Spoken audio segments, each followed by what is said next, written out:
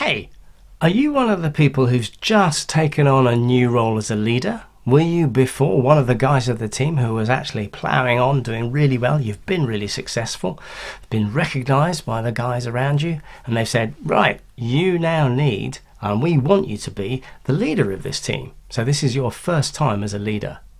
Or equally, maybe you've decided to step out from just being your own, running your own business, and now you're going to employ people, so you're going to have to start managing and leading them. And this could equally well apply to you.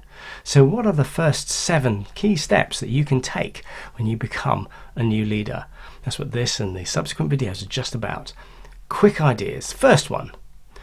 I know, Chris, I've got to get the team together and I've got to have a conversation and tell them how it is and where I want them to go. Just not quite yet.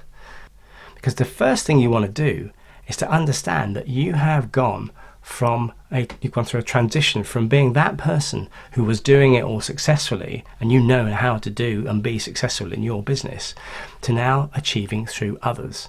And that's quite a significant transition. When you make that transition, I don't know if you've had this experience, but you get into the role and very quickly you find out that people really aren't doing things that you would have thought as second nature. You'd have just done this normally, but they're not planning or they're not preparing or they're saying things that are just not what we really want to say, or doing things that this isn't what we necessarily agree. And it's really sometimes quite a shock, but it might also be an indication as to why you've been given the role as leader, or why you get the stripes on your shoulder if it's your business to decide who are you going to employ. And of course, when you're employing for the first time, let me tell you, 50% of getting any management right with somebody is in that employment process. So in another video, we'll talk about that recruitment piece, because it's really, really important getting that right, isn't it?